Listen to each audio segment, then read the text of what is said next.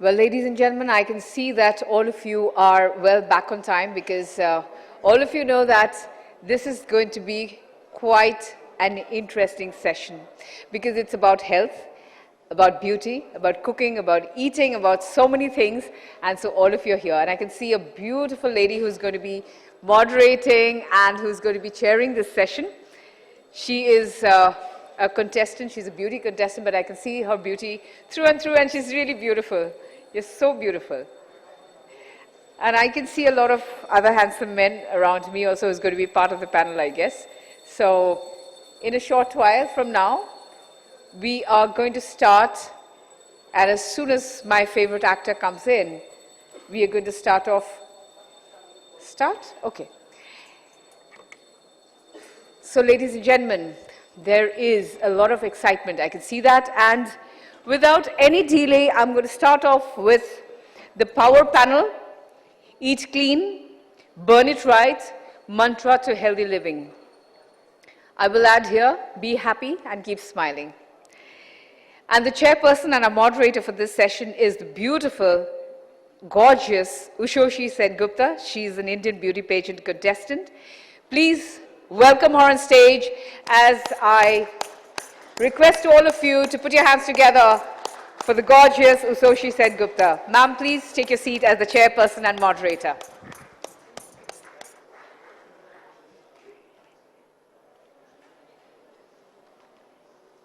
We have with us Mr. Prosenjit Chatterjee, actor, one of my favorite actors. Has he come? Yes, he's coming in, absolutely. May I request Mr. Ranadeep Moitra, fitness expert, to kindly join us on stage. Put your hands together for Mr. Ranadeep Moitra. Mr. Balreet Singh, Chadha, Executive Chef of the Park Hotel. Warm welcome to you, sir. And Mr. Vijay Malhotra, Area Executive Chef, East ITC Hotels. Warm welcome. Look at this panel, beautiful.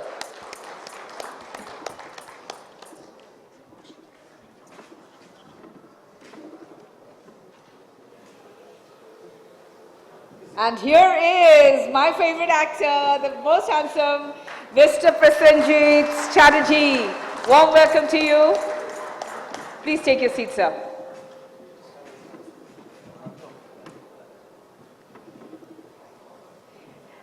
And ladies and gentlemen, I'll hand over the session to the gorgeous moderator and chairperson, Madam Ushoshi. Ma'am. Thank you so much. You have been really, really kind, and you are so beautiful and gorgeous, and it's always a privilege to get a compliment from another beautiful lady. Thank you so much. Good evening, everybody, and I know it's a house full today, and of course, why not? Because we are talking about something very, very important, fitness, and eating clean and burning right is the right way to do this. Before I was called to moderate this panel, I thought about, I'm going to be talking about food and fitness with some of the biggest icons of the industry. So let me just do a little homework and, find out about what's happening everywhere around us about fitness. And then, there's no one better than this panel today to discuss this. And before I start, I would request you guys to give a round of applause for these amazing people who have made time and come here. Come on, make that louder. I'm sure you're fitter than that. So, I read this quote somewhere that the best way to, predict your health is to make it. And I think the best way to make your health is eating right. Growing up in my 15 years of my modeling career as a beauty pageant winner, going to international platforms, I was pushed into the fitness space. I don't think we kind of grow up in Indian families. Most of the Indian families, we don't grow up with an active agenda to work on fitness until and unless we have one of our parents who have been into fitness. So my first question is to you, Rono. You have been running, apart from being a fitness expert, Ranadeep runs this amazing chain, one of the most successful fitness chain in the city called Endorphins. I started my fitness journey in Calcutta through endorphins. So I know what Rono focuses on is not the traditional gym. Not the traditional way of how we think about working out in a gym is supposed to be. So my question to you is, Rono, what is the most sustainable way of burning fat or working out according to you? I mean, for somebody who doesn't know anything about fitness. Ushoshi, burning fat cannot be the first priority of fitness. To me, fitness, when you said that he doesn't believe in traditional, I think I look at it just the other way around. Everything I teach is extremely traditional if you look at tradition as something that is as old as evolution. And if you look at man's evolutionary movements, which are integral for man's survival in a hostile environment that he found himself when he first came to Earth, when he was a hunter-gatherer. So if you didn't have movements inherent to your nature, you couldn't survive. So that's all I teach. And I find that there's fantastic value in those movements because as a result of the movements and then eating like a hunter-gatherer, you have good metabolic health and you have good musculoskeletal health. When we talk about health, we have very two aspects. Metabolic health, this health within, which is your heart, your liver, your kidney, your organ health. And the other is musculoskeletal health, which is the health of your joints and your muscles. And both are in sync. The human body is such that you can't separate one from the other. So all that I teach is to live in sync with your natural metabolic and musculoskeletal pattern. And it's simple as that. It's as old as the hills, right? So there's nothing modern or non-traditional about the way. Right. My next question to you would be, Rono, that a lot of people in today's world, day and age, we don't find the time to hit the gym to go work out. So as somebody who's running a fitness studio and has this line of gyms, what do you suggest to people working out at home versus working out at a gym? How is it different? And why should somebody focus on working out in a gym? Okay, suppose you're serious about singing, for example, and you sing at home, but if you sing off tune, it's not going to hurt your health. You'll still be happy. But if you move off tune, you're going to hurt your health, right? So I work out under a trainer after 30 years of experience. I still have somebody looking at me when I move because I know one wrong move can actually hurt me, right? So yeah, that I think answers your question because some things, you can work out. If you think that I'm burning calories and I'll get thin, oh sure, you can go ahead and do anything. Because no matter how you move, badly or well, you'll burn calories. But then that can't be the focus. Burning calories shouldn't be the focus of a workout. You're really working out to become a healthier person. Right. My next question to Chef Chadha.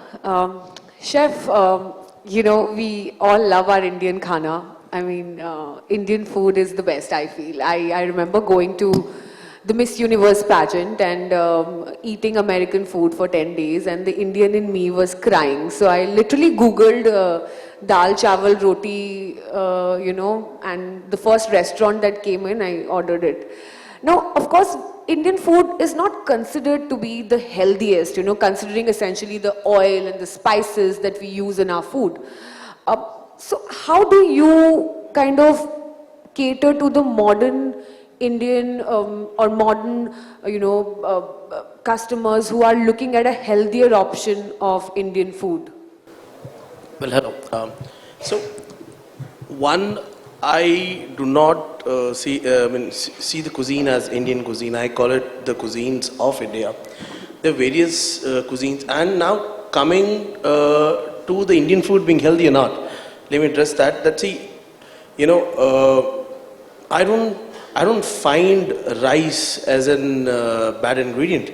I just find that the big five have an issue because they have been overproduced because of the demand, right? And the producing capabilities were not enough. So that's how the fertilizers came in, and that's what happened to our food, and that slowly progressed to the lentils, coming to the dal of it.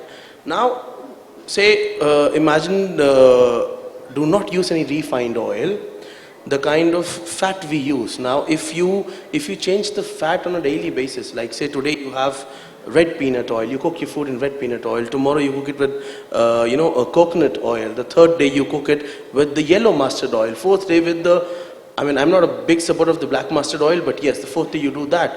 Food is extremely healthy because you're talking about proteins, you get the amount of carbs what is required from the rice, and you have every fat which is plant derived. So when you put science behind it, and especially something called ghee. Now what does ghee do? Ghee plays with your brains. It produces something called as gamma. Now gamma tells your brains that, listen, I'm satisfied, I'm happy. So that's what ghee does. So I feel Indian food was way advanced to what we know of it now. And it is really healthy, and when you design things around it, when you know your regions, when you know your local specialities, when you know the demography where you are around, I feel, anybody and everybody can design or curate an amazing menu with what the kind of extensive repertoire, especially what we have in the various cuisines of the country. So that's how I go about doing it. Right, chef. So you mean to say that butter chicken can be healthy? Why not? Used to write tomatoes, used to write butter, fat. You don't have to use the processed butter. And used to write malai. You can choose your malai. You can choose whether it has to come out of the buffalo milk or come out of the cow milk, or what kind of cow are you deriving the milk from to get the cream out. So why not? The spices are right. The spices are not there just to burn yourself. The spices are benefiting you one way or the other. They're helping your gut. They're helping your digestive system to digest all that food. And the proteins, it's cooked, smoked, and right there, cooked as fresh as possible. The fat what you have used to smear on it has all gone down. It's not there anymore, so I feel it's healthy. That's a great thought. What you just said about using the right ingredients.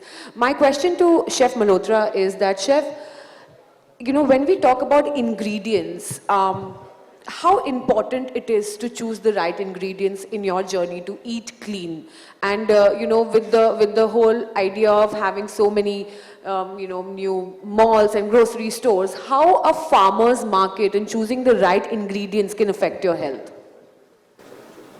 It's the ingredients play the most important role, no doubt. And as far as we at ITC are concerned, we are getting into something like the local love and the local war, which incidentally means that we are sourcing our produce from within a certain radius of 60, 70 or 80 kilometers, which is not only helping the farmers, but at the same time, I'm more concerned about the product that I'm getting, the raw material which I'm getting. And when you talk about sourcing the raw material, as Balreet just mentioned, that what goes into the making of a murg makhani is not only the butter alone, but there are a number of other spices also which go into it, and nobody really understands as to why the Westerners or the people in the past have invaded our country. Wasn't it because of the spices? Was it only because of the gold, what they were trying to dig into? But it was more than that, and the black peppercorns are still known as the black gold for the entire world. So sourcing the ingredients is the most critical part, wherein am I leaving any carbon footprints when I am sourcing out anything from any one of the Western countries? So why not do everything which I can do locally and produce my food based on that and give a warranty, healthy cooking and the food to my guests? Wow, that's wonderful. But Chef, do you think that eating clean then is kind of closer to eating fresh? How do you kind of consider packaged food, and how do you integrate that in a fitness diet? In my kitchen, there is no space for the packaged food, number one. What we do is completely fresh and the produce that we source out every day, where the deliveries happen to our doorstep. So that's where the perishables come in. So there is none of the perishables are used in a processed form. Yes, when I talk about food, my groceries still come once a week, But when it comes to all the perishable produce, the meats, the vegetables, they are being delivered to me every day. And so much so that none of our meat products also are received in the frozen form. So we try to stick to the produce as fresh as possible. Oh, I think that's what is a brilliant thing. Come on, yeah. I think to support your local farmers and to eat fresh is such an integral part of your health. And I think coming from top chefs of our country, I think that's what we need to hear, that the whole fad diet, idea is so, it's not what keeps your fitness, to the place it should be. My next question to you, Bumbada, you are, of course, everybody's favorite, the mega star, the superstar, and an absolute fitness icon to everybody in our country. I mean, at every age and every time of your life, you have been your fittest best. And I think you have kind of started this fitness trend in our industry. I mean, now you have a son who is into fitness and is a complete sports and fitness fanatic. I keep seeing all your posts about him. So, Bhumata, my question to you is, now since you kind of watch him grow, how fitness has been different for you versus him? Like, when you compare the kind of fitness regime he follows versus what you do, how do you differentiate that? Well, good evening. I think, first of all, I need to say that I think we didn't have people like Rono, when we started our career around 40 years back. It was like we used to personally decide what to do and what not to do. We really never had somebody who will guide us. We didn't have any proper teacher, proper trainer, of course, about food also. So now there is a guideline. There are a lot of people, there are a lot of gym, there are a lot of trainers, and there are a lot of professionals, in fact, to help you out. So I think the difference between me and my son is that he is growing up, and he's growing up with, in fact, whenever he's back to Kolkata from his, normally he goes to Rono's place only. So they have some proper guidance. But I am a person who really doesn't want to give it up. So it's not because my son is going to Rono, I will not go to Rono. So it's something like that. I take challenges in a very different way. I do have a, 4-storied building, but I have a lift, but I don't take my lift. No, it's a big no. So I maintain myself in a very different manner because we are overworked also. We are overstressed also. For me, of course, exercise, food, and for me, the most important thing is always been is a kind of a discipline. I think that's where we really, somewhere we go wrong. I always tell it to my son also that whatever gym you do, whatever food you take, whatever, that's all fine. People are guiding you, you're going through it. And he wants to be a sportsman, like he wants to be I don't know, but till now he wants to be a footballer. So it's fine, do everything, but of course you have to be also disciplined. That's also very important. So for me, it's been always a kind of a discipline you can maintain yourself. That's been always my force, basically. But Bumbada, I know, correct me if I'm wrong. I think to maintain that discipline in today's time and era where, we have so much distraction and so much happening around us, it is difficult, and do you think having a person to guide you in your fitness journey helps with that? If there is a constant check? Of course. I mean, today's date, when we do have people like Rono or somebody who's helping you out, of course, this is the help which I'm getting from last 10, 12 years.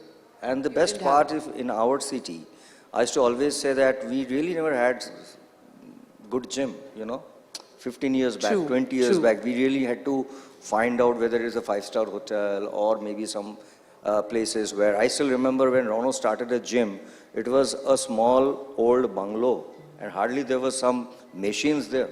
So we used to go there because it was Rono, we know he's the right person to guide us.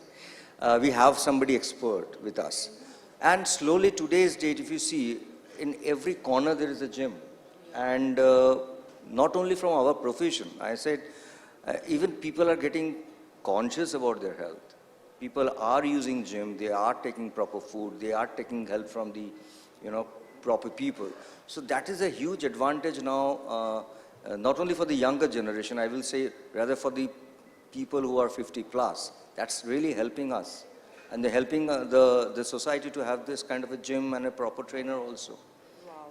I think that's something we can see. I think that's such a motivation, guys. Come on, give it up for Bumbada, yeah. Thank you. Fitness doesn't have a particular age. You can, you are fit for yourself, not for anyone else. So, I mean, moving on to Rono, I think what Bumbada was just saying about when he first went to your studio and there was nothing, So our idea of traditional gyms have always been there will be some machines lined up and, our trainers have to be beefed up, and if we have a very thin trainer, then we don't take them seriously. So how that trend has changed over the years, and what is in the fitness industry or in the fitness space, is there a particular age group that you see who are more concerned about their health, and what it should be like, is what I wanted to ask.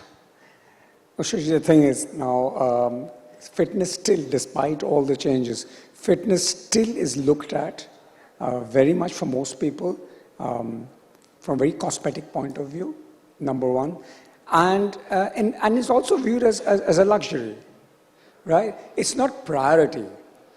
The space that, in my mind, and space I know with my life and other people I work, for me, it's preventive medicine, right? I don't think symptomatic treatment of disease is curative medicine.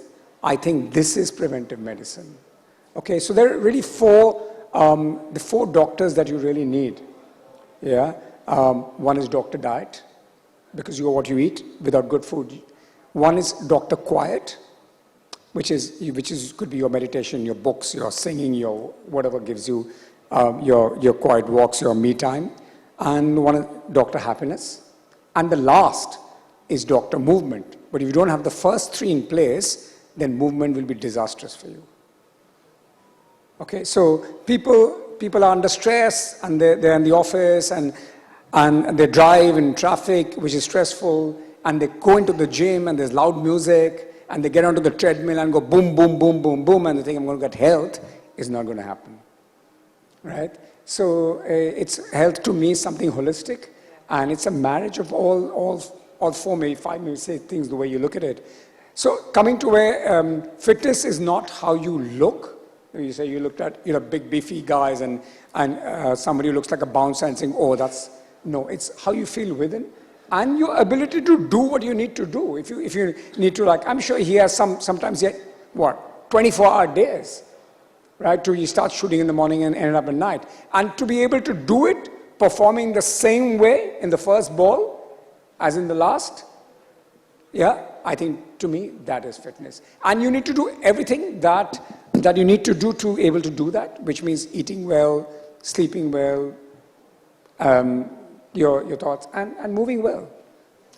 And I mean, just a random thought that came to my mind. In the last few months, there have been a lot of deaths in the gym, I mean, people running on the treadmill and dying of cardiac arrest. Does this have anything to do with unnoticed working out or, kind of forcing yourself in the gym?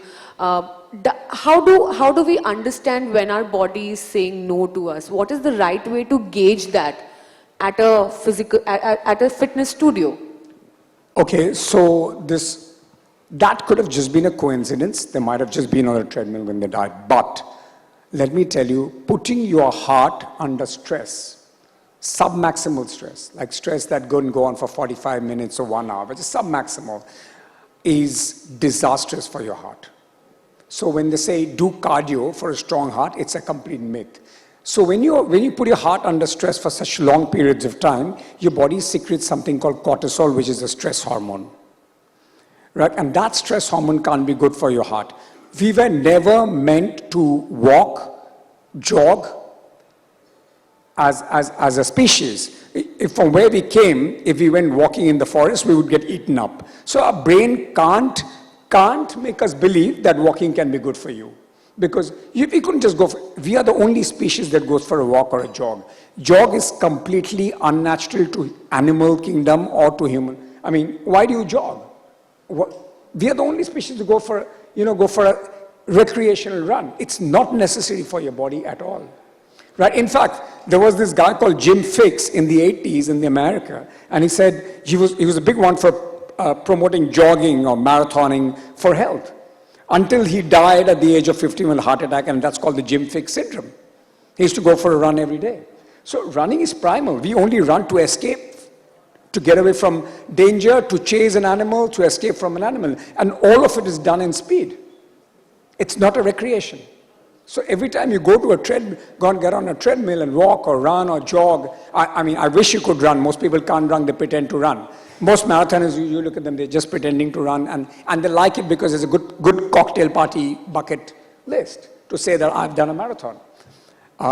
So yeah, it's completely unnatural. It's completely unnatural. So it's not good. I can't believe it's good for your heart. You make a leopard jog every day, it'll die. It'll be so bad for his musculoskeletal. He's not meant to, I don't believe human beings are meant to just put stress on their heart for long periods of time. So much for cardio. I think that's why, I think that's the reason we need, there are experts in every industry, and such a great platform to listen to this from an expert himself. Chef, my next question to you, Chef Malhotra, is, I feel that, that today Indian food is everywhere. We have an Indian restaurant in every country in the world. What do you think about the Indian cuisine that appeals to the world so much? Even in countries where people are very, very thoughtful about what they eat in terms of eating clean, they still want to explore Indian cuisine. So what, according to you, about Indian cuisine is what is kind of really impacting the world? In our food, there are three white devils. One is refined sugar, refined flour, maida, and third is refined oil. Now, when we traditionally look at this, does my Indian food have these things predominantly? No. We are the land where we have been taught the use of jaggery, unrefined sugar. We have been taught the use of besan, atta, or flours of everything else but maida. So I really treat them as three white devils. Now, when I look at the Western cuisine, they use all these three things in innumerable forms. Why to go far away? If you just talk about one of the most basic dishes, which is pasta with a white sauce, that has got the maida in it. Now, these are the three things which cause a lot of imbalance in our body.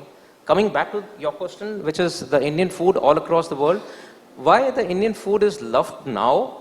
One, because it's very flavorful, whereas if you talk about the Western food, it doesn't use the spices or the flavorings that we use.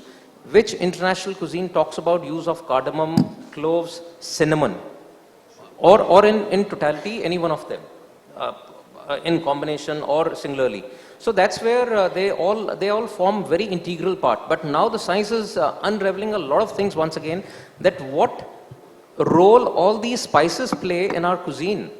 They are the ones who are very rich in antioxidants, and somewhere or the other, when we talk about even a simple jug of water or a bottle, even if we add, say, 2 cloves to it or a cinnamon stick to it, it changes the tashir of that water. It's so cooling on the body.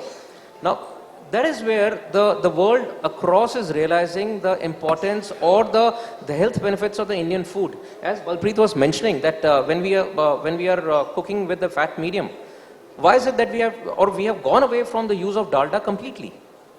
It's only the small time bakeries, probably they may end up using dalda because it gives you a very good khari or puffs all across. But in the 5-star setups, we are far away from them, and the best cooking medium that we'll be using is either the mustard oil, kachi ghani, or otherwise the ghee. So they all play a very strong role in our day-to-day cooking of the Indian cuisine. Chef Chadha, my next question is to you that for somebody who is starting their eat clean journey, what would you suggest as a chef, what would you suggest, what is the first few steps to take and what is a must have in our kitchen and we should, I mean, traditionally we might think it's not good for us, but what are the must haves from Indian kitchen which are great to start your fitness eat clean journey? Well, I'm a firm believer of a small sentence called "Eat your rainbow." So in fact, I've just started, to push myself. I would call it push currently because I love eating at odd times and whatever I get to. But but I'm focusing on eating right. So, a lot of education is going inside it. So I try to read whatever I can, which makes sense. Which makes so what happens is, what do you need to have? You need to have, as I mentioned, the right vegetables, colorful vegetables, balance them right, have the right fats, go around mixing the different mediums of fat whenever you can. Like, understand what does a black coffee do to you. While waking you up, it is lowering your blood pressure. You need to understand that. So, will a 5 ml of black seed oil, which is kalonji oil as we all know, what would it do to it? It actually balances your blood pressure right there, and it gives you the right amount of fat which is inside, and then kalonji, which is really helpful for your digestive system, is going inside, because what is the best form of a seed? It's the fat which you have taken out in the form of oil, right? So I would suggest that know what you're eating and then get your fruits right. You have to understand that if you are off a sugary diet, I know mango is a great fruit, it's the king of fruits in the country, but then you need to understand what kind of sugar is a variety of mango giving to you. So if you love having fruits, go for berries. I mean, 100 grams of berries, something like a blueberry, would give you about 10 grams of sugar max. So you need to get that if you like something sweet, this is how you can balance out your meal. You can go green. Everybody talks about the color green, and this is what green do to you. This is what you need to have greens all the time. But you need to understand that greens do have the required amount of iron which is required in the body. Yes, but can your body absorb that iron? Or what does your body need to absorb the iron from that green? Do you have it in you? Are you having the right amount of vitamins? Are you only dependent on eating vegetables and fruits to get the vitamins? Why don't you go wake yourself up with the sunlight? There's a lot of vitamin D there, right? So I would suggest, as he mentioned here, it's a very holistic approach on how do you need to ensure your food. As we all know that we were all hunters once, right? Farming came not very long ago, and that's why the fad of intermittent fasting is there, because there were times when human beings never had food for longer durations, right? So we liked it or not, but that was fasting. We were fasting for that long. So there were times where you get a whole animal to eat or a lot of vegetables and fruits to eat, but then there were times you were starving, right? So we are made, our bodies were designed to handle that kind of pressure or stress or whatever you can call it now. So I feel, yes, these days you have a lot of calories deficit diet. There's a lot of science involved inside it, but it is very individualistic to you. One needs to understand his or her body. What are you reacting to? Like these days, I have understood that I've started reacting to milk products. Yeah, I mean, it can happen at a later stage of your life also. It is not probably troubling me, but then what am I getting? I tend to cough whenever I have any form of milk product. But then if I mix it up with something, I don't. So it is affecting me. But am I allergic to it? No. I got my allergen test done. I mean, test done. But then I was not. But then my body is currently telling me that, listen, buddy, I am not liking it. Yes, so I need to realize that. I need to work around it. That okay, if not lactose, what else do I need to get my stuff in order? If I need to sleep, if I need to relax my mind, I need to have the L-theanine. How do I get it? If I'm not getting it out of the green teas, what are the tabs there? Are they sourced? Are they natural? Are they relaxing me? How many times of those those L-theanine do I have? Am I getting the right amount of magnesium in my body? It is also helping my nerve tissues, helping a lot of things. Is the right amount of amino acid which is required. So we need to understand that these are the vegetables, these are the fruits, these are the nuts which help us get all these minerals, all these vitamins, all these acids which are ultimately helping us. And for me, that is what eating clean is. Wow, listen to your body and eat clean is what Chef Chadha's mantra is. Now moving on to Bumbada. Bumbada, have you ever had to gain a lot of weight or lose a lot of weight for any role ever? And like if you have ever done that? Yeah, man, this is like every year I have to do it. Once I do my Kaka Babu, I have to gain weight.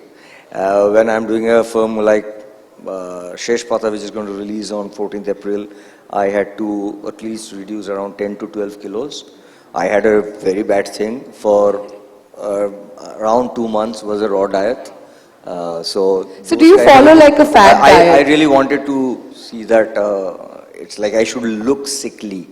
So that's something which I do normally with proper help. Of course, but these are really very stressful, which I do. So while doing that, do you follow any fad diet like an intermittent fasting or a keto diet, or do you believe in the fad diet trend, or I mean, is it good for people to follow it, or what do you suggest?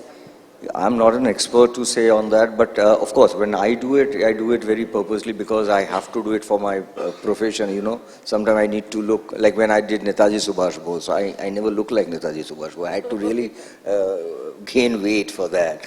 So, yeah, but something I know is that how to also, come back to my shape. That's something which I do very honestly. That's my profession, but otherwise, I was just talking to Rono also. I really love to have shukto, I know. I think that's something which we miss. Like shukto is a very healthy food.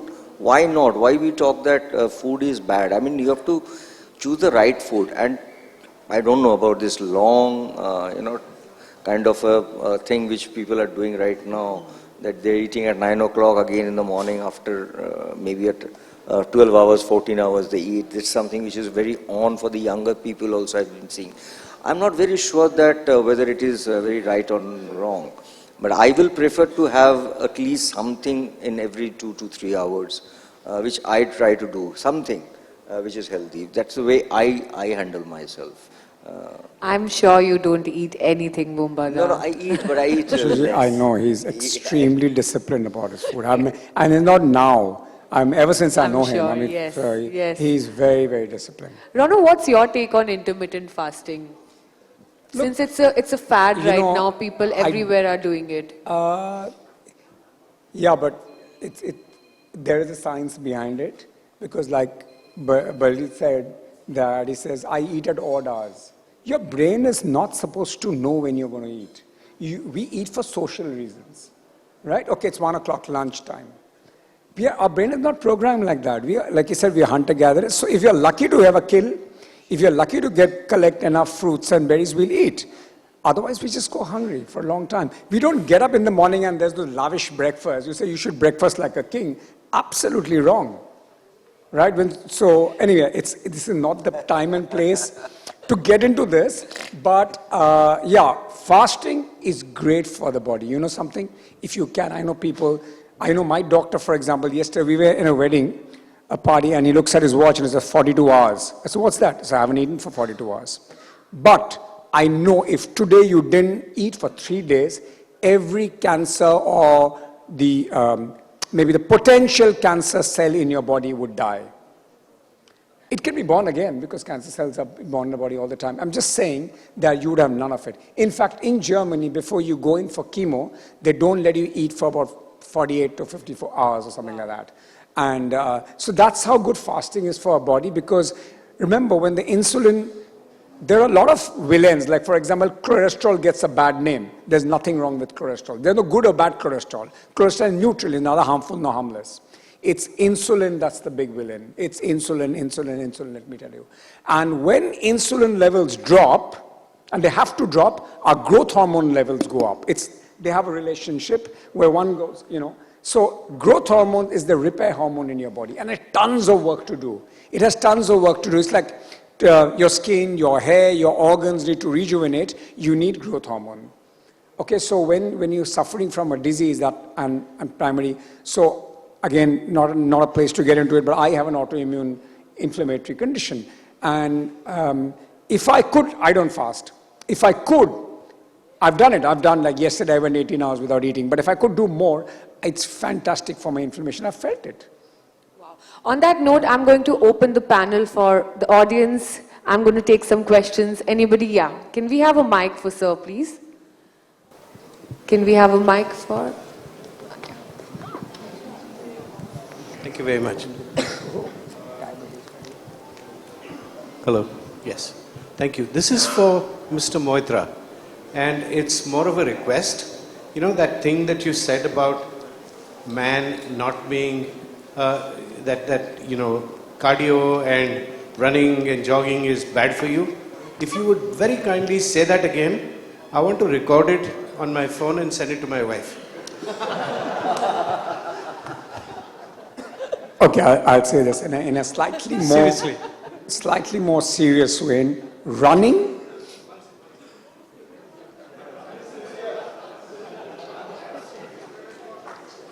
I'm sure she's not going to ask you to come jog with her early morning ever again. So, okay, so if there's one magic bullet for health, it is running. But, hang on, it is running. But not everybody can run. Running and I'm not talking about races or competitive running, running as a primal need for survival necessitates speed. If you run for speed, even if it means just 10 or 15 seconds, after which you run out of steam, doesn't matter. So long as you're doing it, you're trying to get from point A to point B as fast as you can, it's good for your health. If you're ambling along and jogging or pretending to run because you can't run, it's really bad for your health. Get an expert, learn to run, learn good technique, address the muscles that are dysfunctional or have imbalance that are able to make you run. Just the whole process of learning to run will give you health and wellness. Even if you can't become an expert runner, just learning the whole mechanics of running is great for your body. So don't get me wrong. I'm not saying do not run. I'm saying learn to run first. That itself is great for your health. I'm really sorry, I can't use that. She won't buy it. I just put it in the right perspective. You still have to go for a run, sir, so every that morning. People shouldn't think that, but please, my request, do not jog. You know one of the greatest athletes that ever lived? Garfield Sobers. I think all of us would agree, one of the great. He says, when I see people running, I come out of my house and I stop them and say, son, don't run. He's got arthritis in both the knees. Okay? Running competitively and running for recreation are two completely different things. They're different biomechanically, that's like absolutely different things.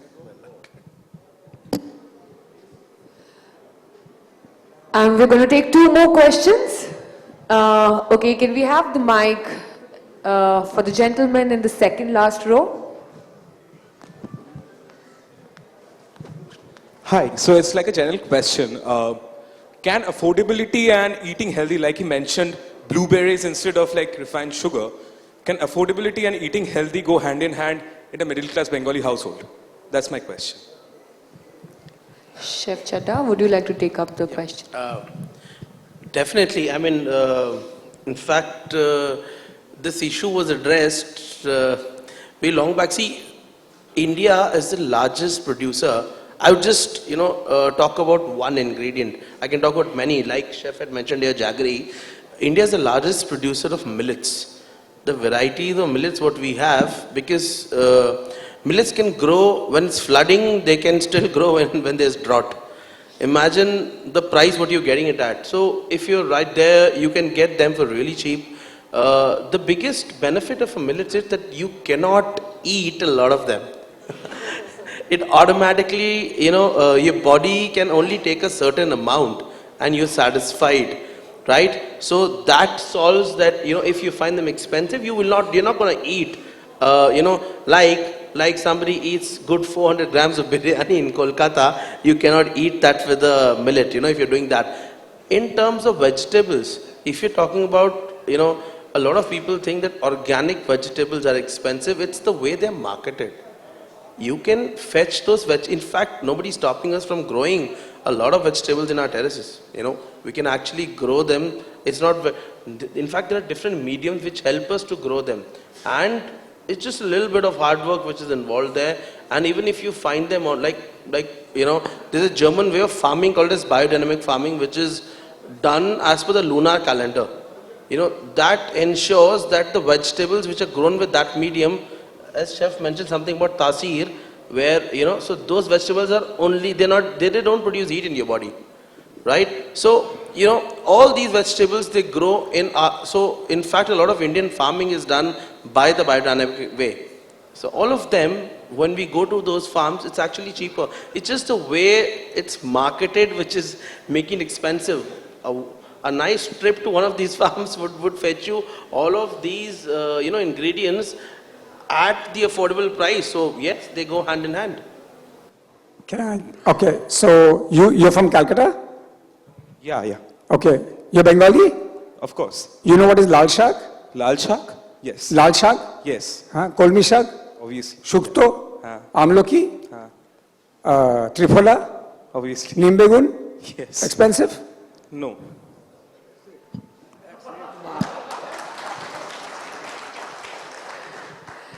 That's what I meant when we said that the farmer's market, you just need to go and find your closest market. When I came back to Calcutta, my dad would religiously take me to Goriahat market to do his Macher Bazaar and Shobjir Bazaar.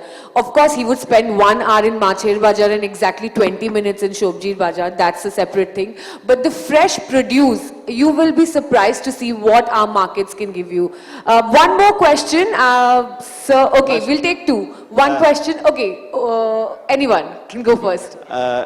Generally, doctor says. Sir, I'll take your question. Sir. Generally, doctor says that refined sugar and jaggery are equally responsible for your diabetes. Means if you have diabetes, you don't eat either jaggery or refined sugar.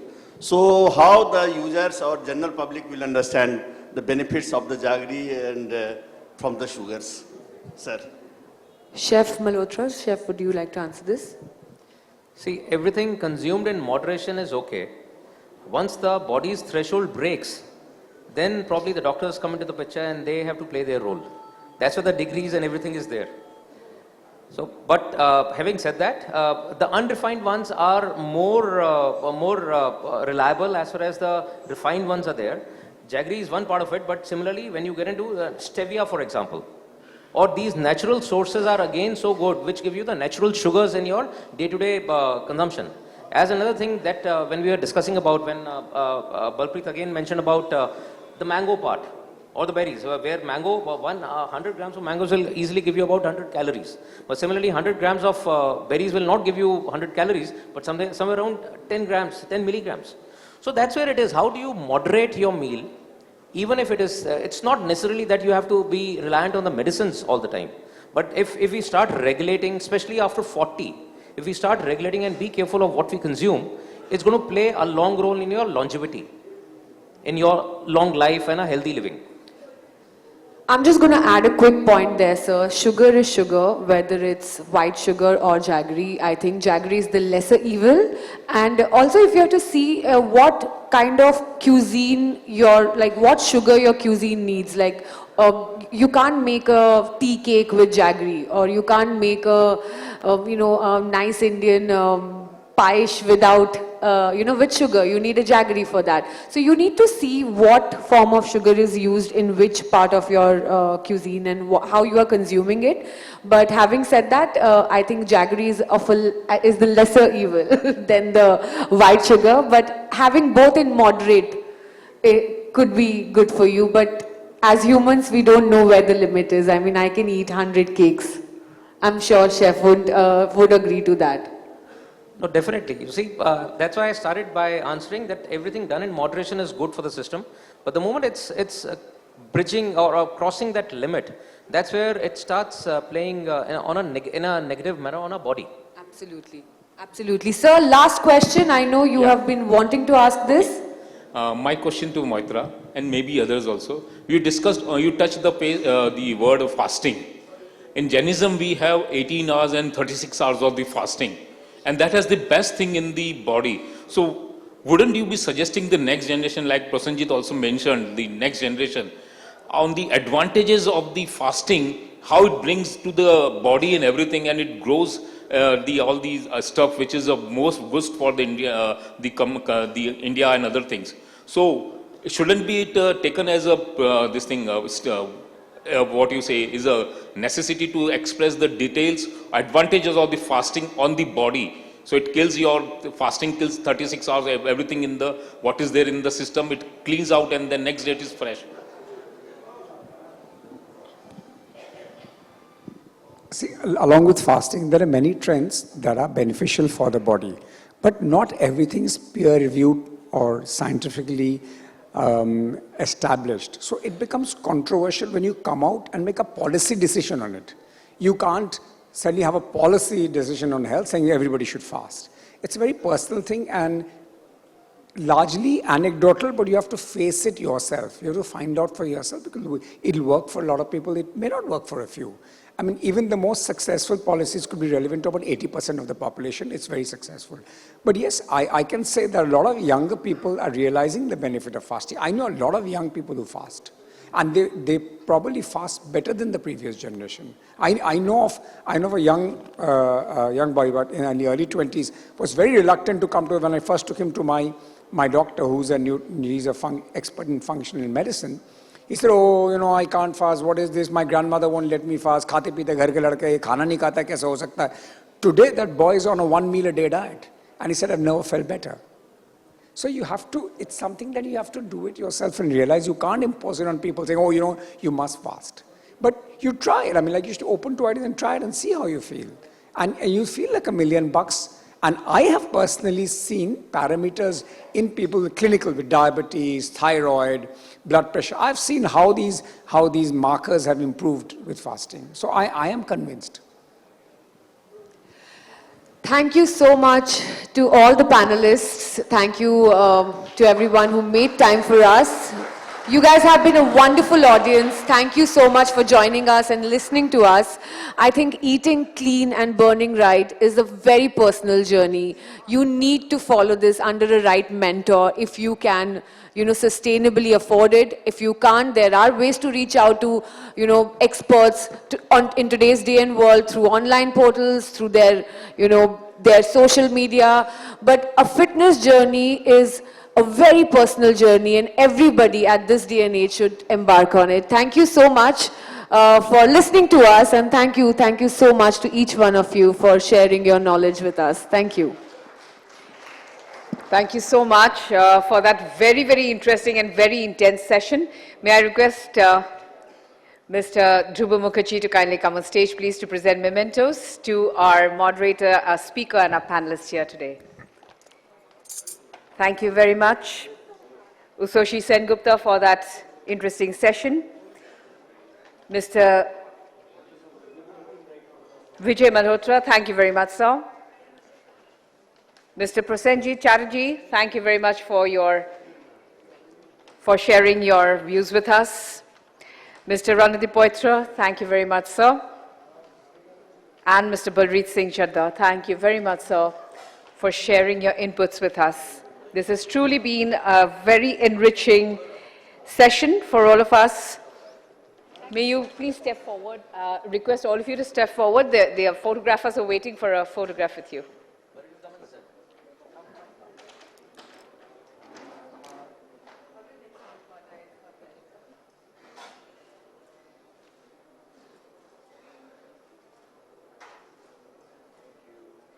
Lovely. Thank you so much. May we request you to take your seats in the auditorium. Thank you, Dada.